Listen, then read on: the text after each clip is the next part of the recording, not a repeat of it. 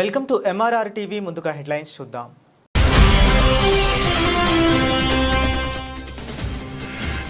అమరావతి శాశ్వత రాజధాని, ప్రజల ఆకాంక్ష నెరవేర్చిన నిర్ణయం గోనుగుట్ల కోటేశ్వరరావు.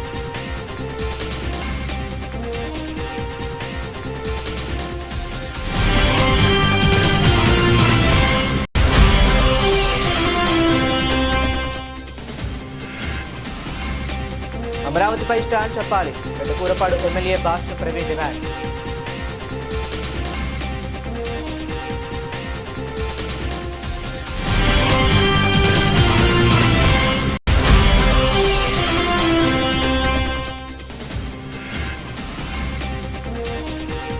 శ్రీకాళహస్తిలో ప్రజాస్వామ్యం ఉందా? జనసేన కార్యకర్త ఇల్లు కూల్చేస్తారా అని సూటిగా ప్రశ్న.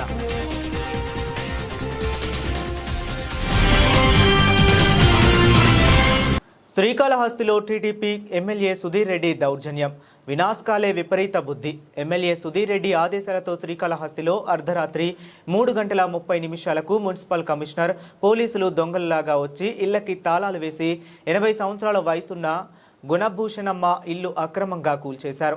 ఇదేం న్యాయం? గుణభూషణమ్మ మనవడు జనసేన కార్యకర్త కావలి శివకుమార్ను టార్గెట్ చేస్తూ ముసలావిడ ఇల్లు కూల్చడం హేయమైన చర్య అని మండిపడ్డారు.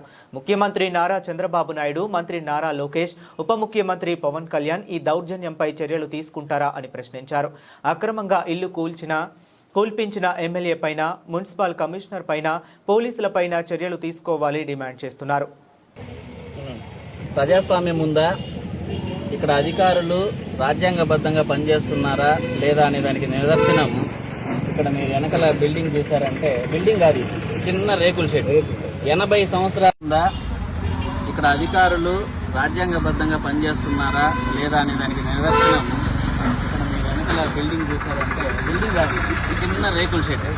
80 సంవత్సరాల డేగా గుణభూషణమ్మ అనే ఒక ముసలావిడికి ఏదో ఆమెని ఆల్రెడీ ఉన్న రేకుల షెడ్ కూలిపోతే వాళ్ళ కొడుకు, వాళ్ళ మనముడు రేకుల షెడ్ బాగు చేసిస్తే, తమ్ముడు రేకుల షెడ్ ఆమెకి బాగు చేసిస్తే, ఈమె మనవడు కావలి శివకుమార్, అంటే ఇతను మనవరాలకి భర్త కావలి శివకుమార్, ఇతను జనసేన పార్టీలో ఐటీ కోఆర్డినేటర్గా ఉన్నాడు. గత సంవత్సరం 1003 సభ్యత్వాలు చేశాడు. స్థానిక ఎమ్మెల్యే బొజ్జల సుధీర్ రెడ్డి అన్నదానికి ఇదే ఉదాహరణ.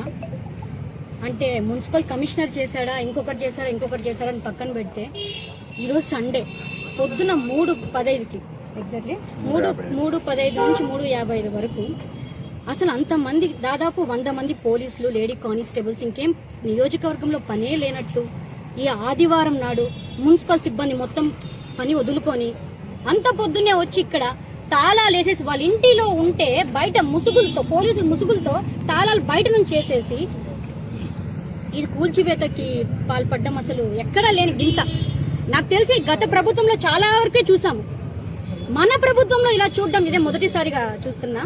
ఇందాక చంద్రబాబు సార్ చెప్పినట్టు మార్కాపురం జిల్లా కలెక్టరేట్ లో నూతనంగా జిల్లా కలెక్టర్ గా బాధ్యతలు తీసుకున్న ఎం విజయ సునీతని మర్యాదపూర్వకంగా కలిసి శుభాకాంక్షలు తెలిపిన గిద్దలూరు ఎమ్మెల్యే ముత్తాముల అశోక్ రెడ్డి. ఈ సందర్భంగా ప్రసిద్ధ పుణ్యక్షేత్రమైన శ్రీ నెమలిగుండ్ల రంగనాయక స్వామివారి వార్షిక బ్రహ్మోత్సవాలకు మార్కాపురం జిల్లా కలెక్టర్ కి ఆహ్వానం పలికిన గిద్దలూరు ఎమ్మెల్యే ముత్తాముల అశోక్ రెడ్డి.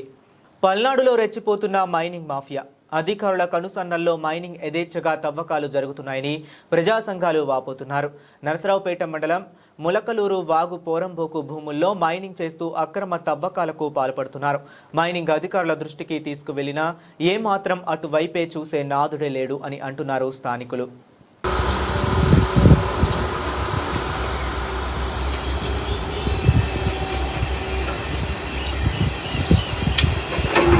పల్నాడు జిల్లా పెదకూరపాడు నియోజకవర్గంలో అమరావతి మండలం వైకుంఠపురం వద్ద జరిగిన ఘటనపై ఎమ్మెల్యే భాష్యం ప్రవీణ్ స్పందించారు. వైసీపీ నేత శంకర్రావు దేవాలయ ప్రాంగణంలో రాజకీయ వ్యాఖ్యలు చేయడం తగదని, అమరావతి విషయంలో తన వైఖరి స్పష్టం చేయాలని డిమాండ్ చేశారు. అమరావతి బెల్లంకొండ రోడ్డు పెదమద్దూరు బ్రిడ్జ్ వంటి ప్రాజెక్టులపై శంకర్రావు చేస్తున్న వ్యాఖ్యలను ఖండిస్తూ తాము అధికారంలోకి వచ్చిన తర్వాతే నిధులు విడుదలైన పనులు వేగం పుంజుకున్నాయని తెలిపారు. పెండింగ్ బిల్లులు క్లియర్ చేసి అభివృద్ధి పనులు ముందుకు తీసుకువెళ్లామని చెప్పారు. నియోజకవర్గ అభివృద్ధికి 182 కోట్లతో పనులు చేపట్టినట్లు పేర్కొన్న ఎమ్మెల్యే తాను చేసిన పనులపై ఎప్పుడైనా చర్చకు సిద్ధమని సవాల్ విసిరారు. అమరావతి రాజధాని విషయంపై స్పష్టమైన స్టాండ్ చెప్పిన తరువాతే నియోజకవర్గంలోకి రావాలని శంకర్రావుకు హెచ్చరించారు. అందరికీ నమస్కారం. నిన్న ఉదయం పెదకూరపాడు నియోజకవర్గంలో అమరావతి మండలం వైకుంఠపురం శ్రీ వెంకటేశ్వర స్వామి సన్నిధి వద్ద పెదకూరపాడుకు చెందిన వైసీపీ నేత శంకర్రావు పిచ్చి ప్రేలాపనలు కూడా ఒకసారి ఇట్లానే మాట్లాడి నువ్వు ఇబ్బంది పడ్డ సందర్భం నువ్వు గుర్తు తెచ్చుకో ఒకసారి. అసలు నేను ఇప్పుడు అడుగుతున్నానయ్యా, రాజధానిని ఆనుకోనున్న నియోజకవర్గం పెదకూరపాడు. అమరావతి అనే ప్రజలందరికీ విజ్ఞప్తి, పెదకూరపాడు నియోజకవర్గంలో ఒక ప్రజాప్రతినిధిగా ఏ పార్టీకైనా నువ్వు ఒక ప్రజాప్రతినిధిగా ఉండాలి అనుకుంటే నువ్వు ఒక లేకనో లేకపోతే నువ్వు ప్రెస్ మీట్ పెడతాం ఇష్టం లేకో మేము రాలేక తెలుగుదేశం పార్టీ వాళ్ళు రాలేక బీజేపీ వాళ్ళని పంపించారని నువ్వు నేను 182 కోట్ల రూపాయలతోటి నియోజకవర్గ ఒక అభివృద్ధి చేయడం జరిగింది. రోడ్లు కానీ లేకపోతే గ్రామాల్లో అభివృద్ధి విధానం మేము చెప్పాలని, రాబోయే రోజుల్లో ఇటువంటి విషయాలు ఇంకొకసారి మాట్లాడకూడదని. పల్నాడు జిల్లా టీడీపీ కార్యాలయంలో జరిగిన మీడియా సమావేశంలో రాష్ట్ర గ్రంథాలయ పరిషత్ చైర్మన్ గోనుగుంట్ల కోటేశ్వరరావు మాట్లాడుతూ అమరావతి శాశ్వత రాజధానిగా నిలవడం రాష్ట్ర ప్రజల ఆకాంక్ష నెరవేరిన ఘట్టమని తెలిపారు. రాష్ట్ర విభజన తరువాత రాజధాని లేక ఇబ్బందులు ఎదుర్కొన్న సమయంలో ముఖ్యమంత్రి చంద్రబాబు నాయుడు రైతులను ఒప్పించి రాజధాని నిర్మాణానికి ముందుకు వచ్చిన విషయాన్ని గుర్తు చేశారు. సుమారు 34,000 ఎకరాల భూమిని 29,000 మంది రైతులు స్వచ్ఛందంగా ఇచ్చారని తెలిపారు. అమరావతిని ప్రధానమంత్రి నరేంద్ర మోదీ చేతుల మీదుగా ప్రారంభించిన తరువాత గత ప్రభుత్వ కాలంలో రాజధాని అభివృద్ధి నిలిచిపోయిందని విమర్శించారు. కూటమి ప్రభుత్వం అధికారంలోకి వచ్చాక తర్వాత అమరావతిని శాశ్వత రాజధానిగా శాసనసభలో ఆమోదించి పార్లమెంట్లో కూడా బిల్లు ఆమోదం పొందడం కీలక పరిణామమని పేర్కొన్నారు. ఉద్యోగాలు వస్తాయి, అంతకన్నా కావాల్సింది అని చెప్పండి. ఇతర దేశాల్లో పోయి ఇబ్బంది పడే కన్నా కూడా మన అమరావతి సైబరాబాద్ కన్నా మిన్నగా ఇక్కడ తయారు చేస్తారు కాబట్టి ఈ రాజధానిని. అందుకే ఇప్పుడు నిన్నటి సరే తప్పు మాట్లాడాను నేను. మేము కూడా రాజధానికి మద్దతు ఇస్తామని అనుకున్నట్టయితే రేపు మీకు కాస్తో కూస్తో ఆయనకి భవిష్యత్తు లేదు. అందుకే భవిష్యత్తు లేదు కాబట్టి ఆ చుట్టుపక్కల ఉన్నటువంటి వాళ్ళు కూడా ఆలోచించాలని చెప్పి నేను వాళ్ళకి విజ్ఞప్తి చేస్తున్నాను. భావితరాల కోసం, భావితరాల భవిష్యత్తు కోసం, భావితరాలు చదువుకొని నిరుద్యోగులు ఎంతోమంది ఉన్న వ్యక్తిని కూడా ఇతను ఏదో మావిగం తీసుకొచ్చి వాళ్ళని ఏదో చేయాలనుకున్న అది జరగని పని అని చెప్పి తెలియజేస్తూ ఆంధ్రప్రదేశ్ ప్రజలందరూ కూడా నేను మనస్ఫూర్తిగా 2 చేతులు ఎత్తి చంద్రబాబు నాయుడు గారికి, పవన్ కళ్యాణ్ గారికి, నరేంద్ర మోడీ గారికి నేను ధన్యవాదాలు. మచిలీపట్నంలోని మాజీ మంత్రి పేర్ని నాని మొట్టమొదటిసారి సంచలన వ్యాఖ్యలు చేశారు. ఆంధ్రప్రదేశ్ రాష్ట్ర మంత్రి కొల్లు రవీంద్ర నువ్వు నన్ను అవమానించావు, పేర్ని నాని వ్యాఖ్యానించారు. నా తండ్రి పేర్ని కృష్ణమూర్తిని మా మేనత్త కాట్రగడ్డ వెంకాయమ్మ పెంచారని మాజీ మంత్రి పేర్ని నాని తెలిపారు. నా తండ్రికి 2 పెళ్లిళ్లు, మొదటి ఆవిడ నా తల్లి, రెండవ ఆవిడ విక్టోరియా అని పేర్కొన్నారు. నా తండ్రి నా తల్లి ఉండగానే ఇంకొక స్త్రీని ప్రేమించి పెళ్లి చేసుకున్నాడు. మేము మొత్తం 3 సంతానం. మొదటి అక్క చనిపోయింది, రెండవ కుమారుణ్ణి నేను, 3 నా సోదరి తెలిపారు. ఓనీల ఫంక్షన్కి నా తండ్రి మా పిన్నిని ఫంక్షన్కి తీసుకువచ్చాడు అని మాజీ మంత్రి పేర్ని నాని తెలిపారు. మచిలీపట్నం శాసనసభ్యులు ఈ రాష్ట్రానికి ఎక్సైజు, మైనింగు ఈ శాఖలు చూస్తున్నటువంటి శాఖ అమాత్యులు కొల్లు రవీంద్ర గారు ఈ మధ్య వారి మామగారి దీంట్లో కూడా చాలామంది పెద్దలు చెప్పారు. వారు చంద్రబాబు నాయుడు గారితో బాగా ఎక్కువగా కలిసి తిరగటం వల్ల, ఆయన దగ్గర ఎక్కువగా అందుబాటులో ఉండటం వల్ల బందర్ ప్రజలకు అందుబాటులో ఉండట్లేదు, మీరందరూ అర్థం చేసుకోవాలని చెప్పారు. అంటే అంత బిజీగా ఉన్నప్పటికి కూడా ఆయన అంత బిజీలో కూడా రాజకీయ ప్రత్యర్థి అయినటువంటి పేర్ని నాని మీద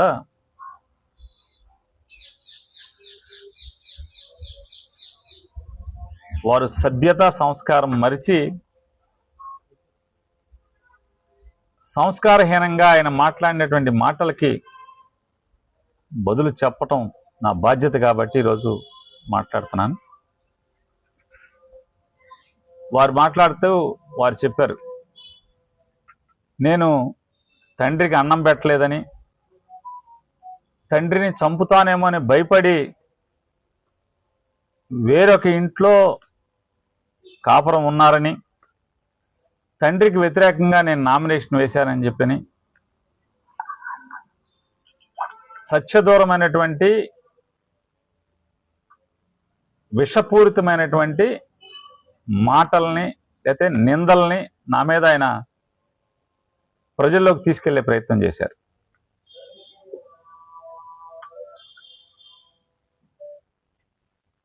పంతొమ్మిది 30-40 మధ్యన జన్మించినటువంటి నా తండ్రి పేర్ని కృష్ణమూర్తి గారు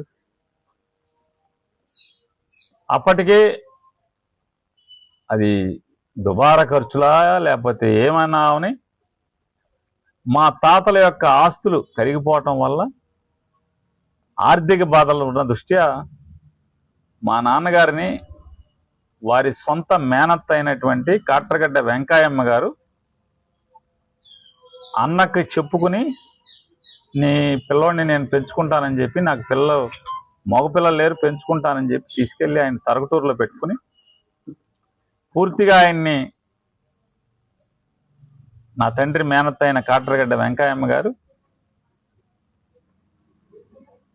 ఇంటర్మీడియట్ గుడివాడలో చదివించి, డిగ్రీ మచిలీపట్నంలో చదివించి, ఎంఏ నాగపూర్ యూనివర్సిటీలో చదివించి, ఎల్ఎల్బి ఉస్మానియా యూనివర్సిటీలో చేయించి తన కూతురునిచ్చి మేనల్లుడికి పెళ్లి చేసి మచిలీపట్నంలో ప్రస్తుతం మేము ఉండేటువంటి ఇల్లు పెంకుటిల్లుగా ఉన్నది రామానాయుడుపేటలో, ఆ ఇంటిని ఇచ్చి అక్కడ కాపురం పెట్టించారు, లా ప్రాక్టీస్ పెట్టించి. ఇది నా తండ్రి నేపథ్యం. నా తండ్రి వ్యక్తిగత జీవితం గురించి కొత్త తరానికి తెలియపోవచ్చు, కానీ ఆల్మోస్ట్గా ఆయన్ని 2 సార్లు అంటే కార్పొరేటర్గా 2 సార్లు, మున్సిపల్ చైర్మన్గా 2 సార్లు, ఎమ్మెల్యేగా ఓటేసిన ప్రజలందరికీ కూడా పేర్ని కృష్ణమూర్తి గారి జీవితం తెరిచిన పుస్తకమే.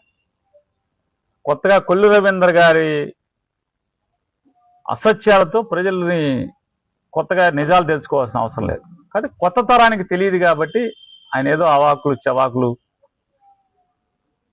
సంస్కారం మరిచి మాట్లాడారు. ఆ స్థితిలో ఉంటే నా తల్లిదండ్రులకి పేర్ని కృష్ణమూర్తి, పేర్ని నాగేశ్వరం గారికి ఇద్దరికి కూడా నాకు ముందు రాజేశ్వరి అని చెప్పిన ఒక అమ్మాయి ఉండేది.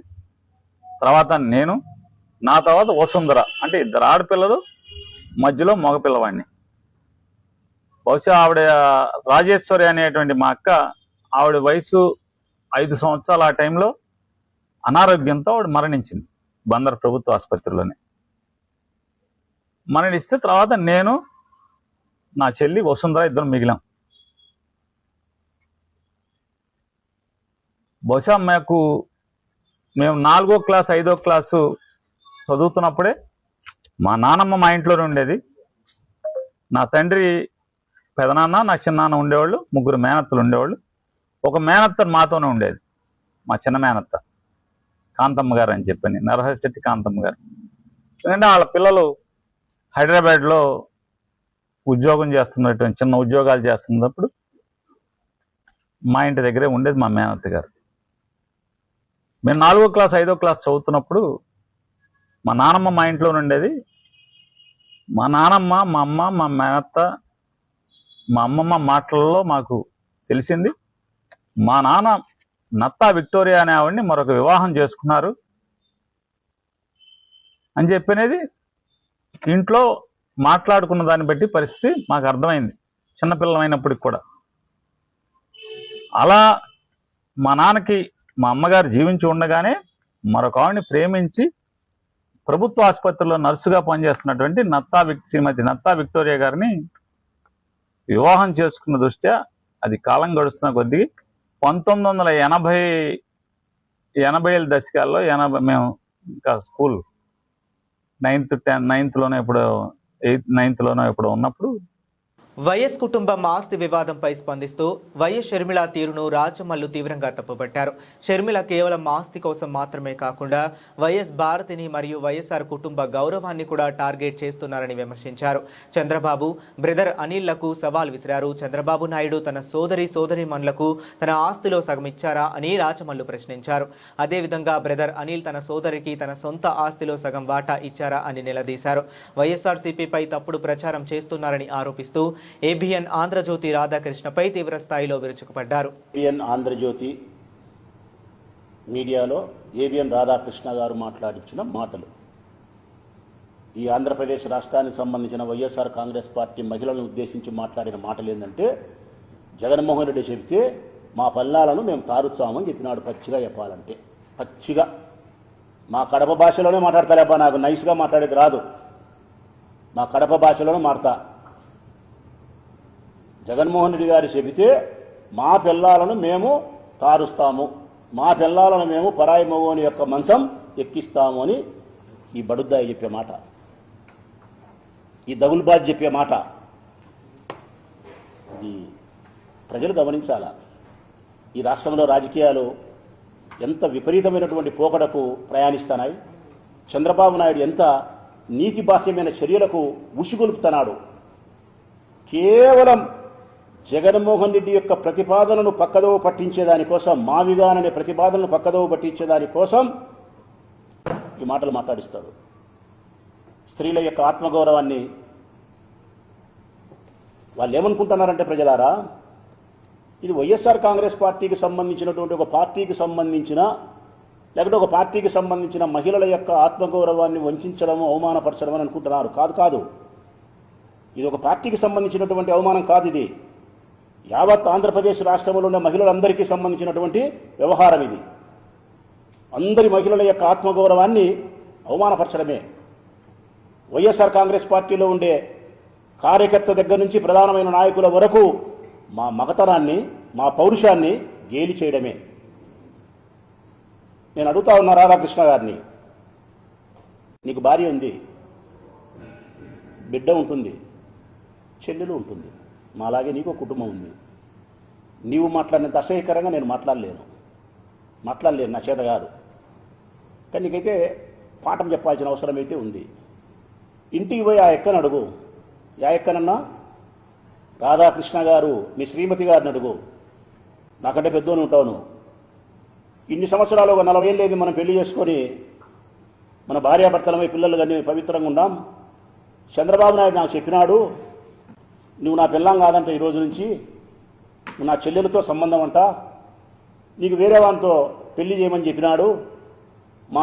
మా సార్ చంద్రబాబు నాయుడు సార్ చెప్పినాడు కాబట్టి నాకు తిరిగే లేదు, నేటి నుంచి నేను చెల్లెలుగా భావిస్తానా, ఇదిగో నీకు పరాయి పురుషులతో వివాహం చేస్తానా, ఈ బుద్ధి పెళ్లి రేపు శోభనం వెళ్ళిపో అని అంటే, నువ్వు అంటే ఆ యొక్క మెట్టుతో కొట్టదు, మెట్టుతో కొట్టదన్నా రాధాకృష్ణ, సేద తగలదు, మెట్టుతోనే తగులుతుంది. నా పిల్లమైనా నీ పిల్లమైనా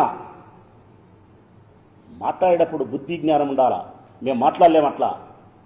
నీ భార్యని మేము తల్లితో సమానంగా భావిస్తున్నాం, నీ బిడ్డని బిడ్డలాగా భావిస్తున్నాం, నీ సోదరుని మా సోదరులాగా భావిస్తున్నాం. అన్నిటికీ మించి మహిళలు వాళ్ళు. ఆ ఎక్కను అడుగుతానా, నీ భార్యని ఈరోజు నేను శ్రీమతి, ఆ ఎక్క పేరు నాకు తెలియదు, గౌరవంగా అడుగుతాను. ఆ ఎక్కను గడ్డి పెట్టండి అక్క, ఇంట్లో గడ్డి పెట్టండి. చంద్రబాబు నాయుడు కోసం ఈ బ్రోకరిజం చేసేదానికంటే, జర్నలిజంలో అక్షరాలతో వ్యభిచారం చేసేదానికంటే మనం ఏడన బాయి పనికి పోయి కూలి పని చేసుకునే గౌరవం బతుకుతాం. ఇట్లాంటి పనులు చేయొద్దు, నువ్వు ఇట్లాంటి రాతలు రాపించొద్దు, ఇట్లాంటి మాటలు ఈ ఛానళ్లలో మాట్లాడించొద్దని చెప్పి గడ్డి పెట్టాలక్క. మీరు కానీ, కూతురు కానీ, చెల్లెలు కానీ. రాష్ట్రంలో ఉండే మహిళలందరికీ విజ్ఞప్తి చేస్తా ఉన్నా నేను, దయచేసి గమనించండి.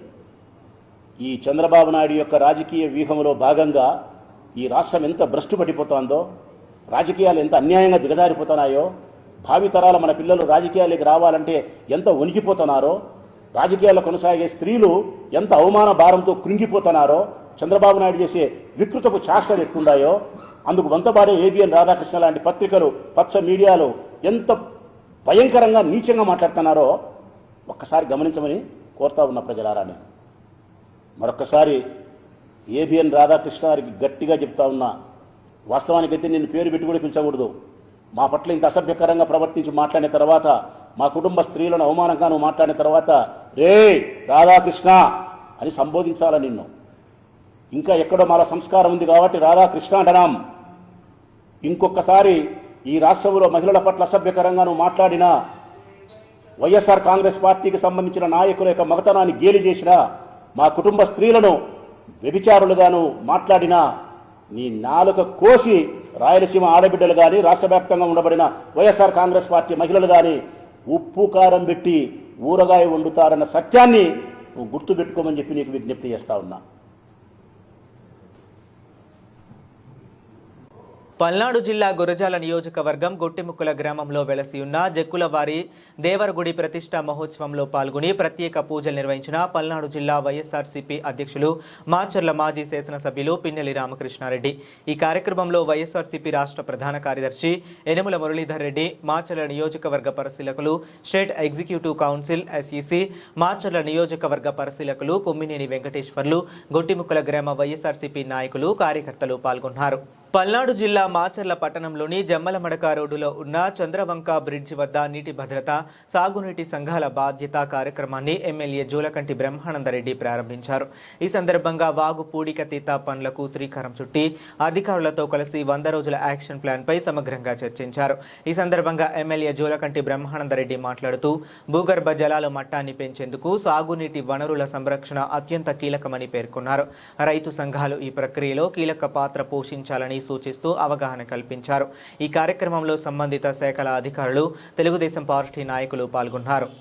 ఏలూరు జిల్లా ఉంగుటూరు నియోజకవర్గంలో రాష్ట్ర ప్రభుత్వం అమలు చేస్తున్న స్వర్ణాంధ్ర విజన్ 2047లో భాగంగా నిర్వహించిన P4 కార్యక్రమం విజయవంతంగా నిర్వహించారు. రాష్ట్ర పౌర సరఫరాల శాఖ మంత్రి, జిల్లా ఇన్ఛార్జ్ మంత్రి నాదెండ్ల మనోహర్ చేతుల మీదుగా ఏలూరు పోలీస్ పరేడ్ గ్రౌండ్లో పోలీస్ శాఖకు 6 నూతన వాహనాలు అందజేశారు. ఈ కార్యక్రమంలో గృహ నిర్మాణ శాఖ మంత్రి కొలుసు పార్థసారథి, ఉంగటూరు ఎమ్మెల్యే పచ్చమట్ల ధర్మరాజు, జిల్లా అధికారులు, పోలీస్ ఉన్నతాధికారులు పాల్గొన్నారు. మంత్రి మాట్లాడుతూ ఏలూరు జిల్లాలో ఉంటూరు ఎమ్మెల్యే గారి సహకారంతో, మన గోద్రేజ్ కంపెనీ వారి సహకారంతో దాదాపు 7 వెహికల్స్ మాకు ఏలూరు జిల్లా పోలీస్ శాఖకు వచ్చాయి. సో ఇవన్నీ ప్రజల భద్రత కోసము, ప్రజల సేవలో ప్రజలను రక్షించడానికి. అంటే భద్రతకి ఎవరైతే దానం చేస్తారో అది చాలా మంది జీవితాలని చాలా క్లిష్టమైన పరిస్థితుల నుంచి వాళ్ళని బయటకు పడేస్తుంది. ఎవరు సహాయం చేయలేని పరిస్థితుల్లో, వాళ్ళకు వాళ్ళు హెల్ప్ చేసుకోలేని పరిస్థితుల్లో మాత్రమే పోలీసులకు ఫోన్ చేస్తారు. అలాంటి టైంలో పోలీసు కానీ త్వరగా స్పందిస్తే ఎన్నో వేల కుటుంబాలు నిలబడతాయి. ఇప్పుడు మనం చూసుకుంటే మన జిల్లాలో 43 మినిట్స్ ఉండేది ఒక పోలీస్కి 112 కాల్ చేసినాక ఎమర్జెన్సీ రెస్పాన్స్ టైం. ఇప్పుడు అది తగ్గి 12 మినిట్స్కి వచ్చింది. దానికి కారణం ఏమంటే జిల్లా వ్యాప్తంగా దాతలు ఎంతో మంది ముందుకొచ్చి మన మినిస్టర్ సార్స్, ఎమ్మెల్యే గారి చొరవలతోటి 19 వెహికల్స్ ఇప్పటి వరకు పోలీస్ డిపార్ట్మెంట్కి నాకు తెలిసి రాష్ట్రంలోనే కాదు దేశంలోనే అత్యంత ఎక్కువ డొనేషన్స్ ఇవి వెహికల్స్ పరంగా. ఆల్మోస్ట్ 2 కోట్ల విలువైన వెహికల్స్ మనకి ఇప్పటి వరకు డొనేషన్ వచ్చాయి. ఇవే కాకుండా మొత్తం ఏ దేశంలో కంటే హైయెస్ట్ మ్యాట్రిక్స్ 40 డ్రోన్స్ ఈ రోజు ఏలూరు జిల్లాలో తిరుగుతున్నాయి. ఒక్కొక్క డ్రోన్ 100 మంది పోలీసులతో సమానం. అట్లాంటి డ్రోన్స్ మన దగ్గర ఒక 4 డ్రోన్స్ మనకి డొనేట్ చేశారు. ఈరోజు మా ఉంగుటూరు నియోజకవర్గంలో ఎవరైతే వ్యాపారవేత్తలు ఉన్నారో, అలాగే ప్రజలకి సేవ చేద్దామని ముందుకు వచ్చారు, వాళ్ళందరి సహాయ సహకారాలతో ఈరోజు ఇలాగ 6 వెహికల్స్ ని కూడా డొనేట్ చేయడం. ఈ రోజు ఈ కార్యక్రమానికి ముఖ్య అతిథులుగా మన ఇన్ఛార్జ్ మినిస్టర్ గారు మనోహర్ గారు, అలాగే మన హౌసింగ్ మినిస్టర్ గారు పార్థసారథి గారు, మన కలెక్టర్ గారు, ఎస్పీ గారు, ఐజీ గారు, నా తోటి ఎమ్మెల్యేలు, ఇక్కడికి వచ్చిన ప్రజాప్రతినిధులు, మీడియా మిత్రులకి అందరికీ కూడా నా హృదయపూర్వక నమస్కారాలు. ఈ కార్యక్రమానికి విచ్చేసి అందరిలో స్ఫూర్తి నింపడానికి మా వంతు మేము ప్రయత్నం చేయడానికి కోసం ఇక్కడ విచ్చేసిన ప్రజాప్రతినిధులు, అదేవిధంగా ప్రభుత్వం పక్షాన, ప్రత్యేకంగా పోలీస్ డిపార్ట్మెంట్ పక్షాన మనస్ఫూర్తిగా ధన్యవాదాలు. ఎక్కడా ఎవరికి కూడా తగ్గకుండా ఇతర రాష్ట్రాలతో పోటీ పడటమే కాదు, అంతర్జాతీయ స్థాయిలో మనం ఏ విధంగా నివారించగలుగుతామో ఆ స్థాయిలో వెళ్ళమని గౌరవ ముఖ్యమంత్రి చంద్రబాబు నాయుడు గారి ఆలోచనలతోటి లా అండ్ ఆర్డర్ పైన ప్రత్యేకంగా దృష్టి పెట్టి మన కూటమి ప్రభుత్వం చాలా అద్భుతమైన కొత్త నిర్ణయాలు తీసుకున్నారు. ప్రధానమైన ఒక నిర్ణయం అందులో ఏంటంటే, ఎక్సైజ్ విధానంలో సంవత్సరానికి 100 కోట్ల రూపాయలు పోలీసు వాహనాల కోసం, ఎన్ఫోర్స్మెంట్ కోసం, ఎవరైతే ఈ డ్రగ్స్కి, ఆల్కహాల్కి అలవాటు అవుతారో వాళ్ళకి కౌన్సిలింగ్ ఇవ్వడానికి కోసం ఖచ్చితంగా ప్రతి జిల్లాలో కూడా యంత్రాంగాన్ని బలోపేతం చేయాలనే ఆలోచనతోటి గౌరవ ముఖ్యమంత్రి గారు ఏదైతే మనం రెవెన్యూ తెచ్చుకుంటున్నాం ఎక్సైజ్ నుంచి, అందులో ప్రతి సంవత్సరం 100 కోట్ల వరకు కేటాయించమని ఆయన ప్రత్యేకంగా కొత్త విధానంలో మేము రూపొందించాం. కానీ సమాజంలో అందరిది ఒక బాధ్యత ఉంది. ఇది కేవలం ప్రభుత్వం పక్షాన్ని చూసుకోవాల్సిన సందర్భమే కాదు. ఆర్థికంగా మన రాష్ట్రంలో ఉన్న ఇబ్బందులను దృష్టిలో పెట్టుకుని పెద్ద మనసుతోటి ధర్మరాజు గారు వాళ్ళ మిత్రులందరూ కూడా కలిసికట్టుగా ఉంగుటూరు నియోజకవర్గంలో ఉన్న 6 పోలీస్ స్టేషన్స్కి వాళ్ళు ఒక్కొక్క వెహికల్ ఈరోజు 10 లక్షల రూపాయలు చొప్పున 60 లక్షల రూపాయలు విలువ చేసే వాహనాలు ఈరోజు అందించడం అనేది గొప్ప విషయం. అదేవిధంగా చింతలపూడి నియోజకవర్గం నుంచి రోషన్ గారి నియోజకవర్గంలో గోద్రేజ్ సంస్థ వారు కూడా ఒక వెహికల్ తీసుకొచ్చి ఈరోజు మొత్తం 7 వాహనాలు పోలీస్ డిపార్ట్మెంట్ వారికి అందించడం. ఎస్పీ గారు చెప్పినట్టు బహుశా భారతదేశంలో ఎక్కడ జరగలేదేమో ఈ విధంగా 19 వాహనాలు ఈ రోజున మన పోలీస్ డిపార్ట్మెంట్ అందించగలిగాం. ఖచ్చితంగా దీనివల్ల మన రెస్పాన్స్ టైం చాలా ఇంప్రూవ్ అవుతుంది. ఎందుకంటే మీ అందరూ తెలుసు, ఎప్పుడైనా సరే క్రిటికల్ కండిషన్లోనే మనం 100 ఫోన్ చేసి మనం వాళ్ళ సహాయం కోరుకుంటాం, లేకపోతే స్థానికంగా ఉన్న పోలీస్ సిబ్బందికి మనం అలర్ట్ చేస్తాం. కానీ దాన్ని రెస్పాండ్ అయ్యే విధానంలో మనకి సరైన వాహనం లేకపోవడం వల్ల కూడా చాలా సందర్భాల్లో జాప్యం వల్ల పొరపాటు జరగచ్చు. అందులో మనకి ప్రత్యేకంగా ఏలూరు జిల్లాలో ఎక్కువగా మనకి హైవేస్ ఉన్నాయి. ఈ highways patrolling at the same time లోకల్గా ఉన్న మన పోలీస్ సిబ్బందికి అందుబాటులో ఉండడానికి వాహనాలు ఏర్పాటు చేయడం అనేది మనస్ఫూర్తిగా ధర్మరాజు గారి సారథ్యంలో ఆ దాతలు ఎవరైతే ముందుకు వచ్చి ఈ సందర్భంగా అందించారో వారితో పాటు మినిస్టర్ పార్సాది గారు చెప్పినట్టు అందరికీ ఇది ఒక మోటివేషన్. ఆ స్పిరిట్ ని మనం ప్రజల్లోకి తీసుకెళ్లాలి. సిఎస్ఆర్ ఫండ్స్ అన్నప్పుడు మనం కేవలం కొన్ని ప్రాంతాలకే పరిమితం కాకుండా కొత్తగా ఆలోచించిన విధానం ఇది లా ఎన్ఫోర్స్మెంట్ కోసం, లా అండ్ ఆర్డర్ కోసం, అదేవిధంగా సమాజానికి మనం ఒక బలమైన సంకేతం ఇవ్వడానికి కోసం ఉన్నాం. మేము మీకు భద్రత కోసం, ఈ భద్రత మేము కాపాడుకుంటాం, అది మా డ్యూటీ అనే ఫీలింగ్ తోటి, చక్కటి ఆలోచనతోటి ప్రత్యేకంగా ఎస్పీ గారు తీసుకున్న అనేక కొత్త టెక్నాలజీని చొరవ చూపిస్తున్న విధానాన్ని నేను ఈ సందర్భంగా ఏలూరు జిల్లా ప్రజల తరఫున మనస్ఫూర్తిగా ప్రతి ఒక్కరిని అభినందిస్తున్నాను.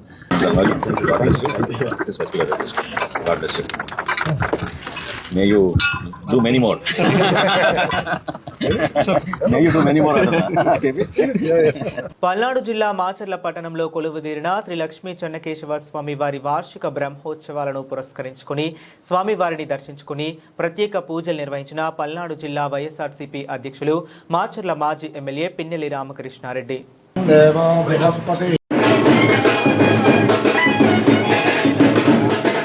ఎంఆర్ఆర్ న్యూస్ ప్రతి దృశ్యం ప్రజాపక్షం నినాదంతో ఆవిర్భవించి సుమారు 8 వసంతాలు పూర్తి చేసుకున్న శుభ సందర్భంగా 2 తెలుగు రాష్ట్రాలలో పనిచేస్తున్న స్టాఫ్ రిపోర్టర్లకు, జోనల్ ఇన్ఛార్జీలకు, జిల్లా కోఆర్డినేటర్లకు, జిల్లా బ్యూరో చీఫ్లకు, క్రైమ్ బ్యూరో చీఫ్లకు, తెలుగు రాష్ట్రాల్లో ఉన్న పనిచేస్తున్న అన్ని నియోజకవర్గాల స్ట్రింగర్లకు, ఎంఆర్ఆర్ న్యూస్ డిజిటల్ మీడియా ప్రొవైడర్స్కి, ఎంఎస్ఓకి మరియు సబ్ ఎడిటర్స్కి, యాంకర్స్కి, కెమెరామ్యాన్లకు, ఆంధ్రప్రదేశ్ మరియు తెలంగాణ రాష్ట్రాలలో పనిచేస్తున్న సిబ్బందికి, ఎంఆర్ఆర్ న్యూస్ ఛానల్ వీక్షిస్తున్న ప్రేక్షకులకు ఇవే మా ఆర్థిక శుభాకాంక్షలు. మా ఛానల్ని వీక్షించండి, లైక్ కొట్టండి మరియు షేర్ చేయండి, సబ్స్క్రైబ్ చేయడం మర్చిపోకండి. గ్రామీణ ప్రాంతం నుంచి పట్టణాల వరకు ప్రతి సమస్యను అధికారుల దృష్టికి తీసుకువెళ్లి సమస్య పరిష్కారానికి కృషి చేస్తున్న ఎంఆర్ఆర్ న్యూస్ ప్రతి దృశ్యం ప్రజాపక్ష నినాదంతో ఆరంభమై నేటికి 8 వసంతాల చేరువలో ఉన్న ఎంఆర్ఆర్ న్యూస్ ఛానల్ అతి త్వరలో విశాఖపట్నం, విజయవాడ, గుంటూరు, చిత్తూరు, నెల్లూరు, శ్రీకాకుళం, కర్నూలు, పల్నాడు జిల్లా, విజయనగరం, బాపట్ల, నల్గొండ, హైదరాబాద్, నిర్మల్, ఆదిలాబాద్, సిద్దిపేట జిల్లాల్లో ప్రసారాలు టెలికాస్ట్ కానున్నాయని MRR news managing director M Raja తెలిపారు. బులెటిన్ ముగించే ముందు మరొకసారి హెడ్లైన్స్ చూద్దాం.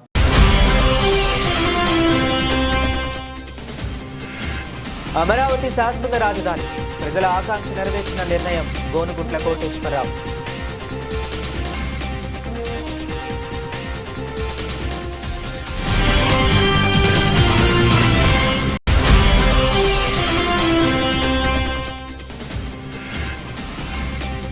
అమరావతిపై స్టాండ్ చెప్పాలి, పెద్దకూరపాడు ఎమ్మెల్యే భాష్య ప్రవీణ్ డిమాండ్.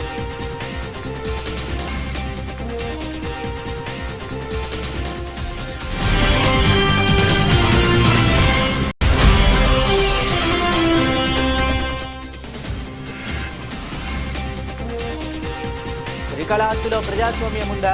జనసేన కార్యకర్త ఇల్లు కూల్చేస్తారా అని సూటిగా ప్రశ్న.